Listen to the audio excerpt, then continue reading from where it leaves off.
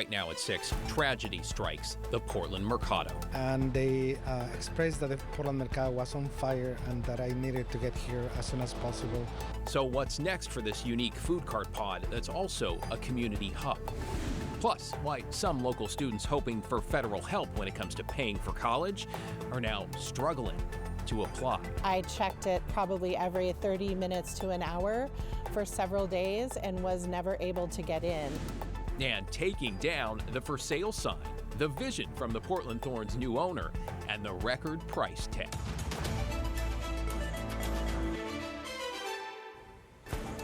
Good evening, everyone. We begin at 6 with an early morning fire that tore through an iconic food truck pod in southeast Portland. The Portland Mercado has supported Latino-owned businesses and has been a community hub for nearly a decade. And tonight there are questions about what caused the building to go up in flames and what comes next. Thanks for joining us. I'm David Molko. Let's get right to Daisy Caballero. She joins us live from the Mercado with what we know right now. Daisy. Well, David, as you can imagine, this has been just an absolute nightmare for all of the businesses who were impacted this morning. And you can actually see behind me that much of the Portland Mercado is actually boarded up. The fire nearly demolished this entire corner that was home to a Latin-inspired bar called Barrio. I didn't expect to get a call telling me that the Portland Mercado is on fire.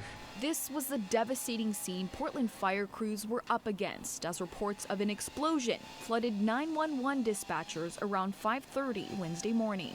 Rick Graves with Portland Fire says it took firefighters about 20 minutes to get things under control, as the bulk of the fire was seen here inside the Barrio bar area. We don't know what happened. We don't know if somebody started the fire or not. Ernesto Fonseca is the owner of the Portland Mercado. He says the building is completely damaged and the adjacent food carts were left untouched by the flames, but don't have any electricity because of the fire. It's terrible. It's terrible waking up to this news. Ariel Cruzata is the owner of the Havana Station food cart. He is now grieving this Portland staple that allowed him to jumpstart his business, despite still recovering from the pandemic. Ariel says we've been here with the coronavirus when business season was high and low. And now with this situation, it's disastrous. But we need to push through and move forward. My hope is that we can outline and work with the entire group of vendors, so we can re-envision what the Portland Mercado needs to be or not. The Portland Mercado was home to several outdoor food pods with a bar, a coffee shop, and a Latin-inspired juice shop inside the building. The owner tells us he plans to open a second location off Division and 33rd in the coming months, as he's taking in his new reality. I was not expecting to see all the damage inside as it happened, so it was heartbreaking. Everyone is sticking together and keeping their hopes high for a fast recovery.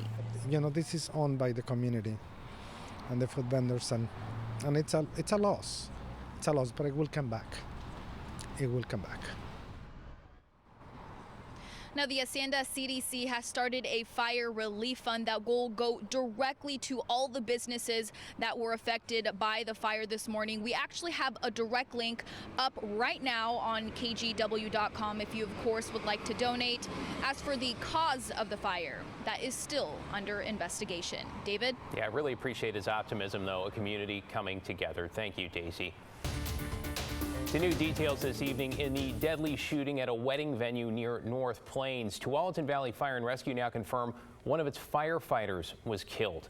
The sheriff's office adding tonight the man's older brother is a person of interest in his death. Thomas Schultz is live near the family-run venue Horning's hideout. Thomas, walk us through what you've learned here. Well, David, the man who died, 47-year-old Carl Horning, was a lieutenant with Tualatin Valley Fire and Rescue. When Washington County Sheriff's officials and deputies arrived on scene, they found that Horning had been shot multiple times. They tried to administer first aid, though it didn't work. Now, Horning's brother, Robert Horning, a 63-year-old, was detained, though he was later released a few hours later. Still, law enforcement officials say he remains a person of interest in this murder investigation. Now, here's some video of Horning being promoted at TVFNR just earlier this year. He was with the agency since 2016. It's unclear how long Horning, and before that, flags were flying at half-staff to honor Horning after his death. A TVFNR spokesperson says they're deeply saddened to hear of his death, and they're with his family completely through their grieving process. Now, the deadly shooting happened around 9:30 Tuesday morning. Yellow tape and deputy cars blocked the roadway down to Horning's hideout Tuesday morning. Neighbors say they saw at least 10 police cars race by their homes responding to the shooting. And today, when we drove down to Horning's hideout, it was vacant. We spoke to a staff member who declined to comment. Generally, it's a venue for weddings and concerts, and it's also a place where many picnic, camp, and fish. And right now, there's still much we don't know about this. The sheriff's office has not released what happened and transpired before the shooting and Horning's death, though as we find more information, of course, David, we'll continue to provide updates on KGW and KGW.com. David? Yeah, Thomas Schultz in Washington County. Thank you, Thomas. Appreciate that update. Let's get to tonight's headlines now. The body of a woman missing in Portland has now been found. 28-year-old Wilma Acosta had been missing since November, shortly after she moved to Portland for a new job. Her family came from California to search for her. Her body was found yesterday in the Willamette River near Cathedral Park. Police say there were not any signs of foul play. Oregon State Police says its security systems did not detect anything abnormal after Oregon and 22 other states received a bomb threat this morning. Someone emailed claiming to have placed explosives inside, quote, your state capital, end quote, but did not name a specific state. The threat forced evacuations in at least 6 states. There were no reported disruptions, though, in Salem. No state has found any evidence of explosives. Right now, the FBI is working to track down the person or people who made that threat. In Seaside, the library board has rejected an attempt to ban 2 children's books featuring LGBTQ plus characters. And Tango Makes 3 is a book about 2 gay penguins who care for a penguin chick together. The other book is titled When Aiden Became a Brother, and it tells the story of a black transgender boy. The library board says these are the first book challenges they have had in a decade. We were pretty surprised. Again, we have a really supportive community, a really well-loved library system. And I think for the most part, folks in Seaside are really excited and energized by the services that we offer. Well, the board unanimously decided that neither book violates its collection policy. Both books are among the most challenged across the country. And the city of Portland is moving forward on a plan to build a new skate park in Oldtown. Today, Commissioner Dan Ryan announced a $15 million commitment to revamp the space bordered by Northwest NATO and the Steel Bridge. You might remember this as the site of a large homeless camp known as the Pit, which was cleared back in October. The skate park was first envisioned more than 15 years ago.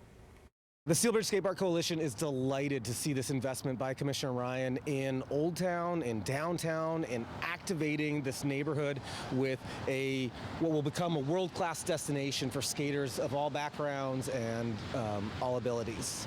Well, over the coming months, Parks and Rec says it will begin buying property and holding community meetings for input. Matt? Thanks so much. We've got ourselves quite a bit of snow in the Cascades right now. It's been coming down mainly lightly, 26 degrees, 4 inches new since yesterday, but a whole lot more on the way there. And when we look at Doppler radar, you can see there's not much happening in the valleys right now, a few scattered showers here and there.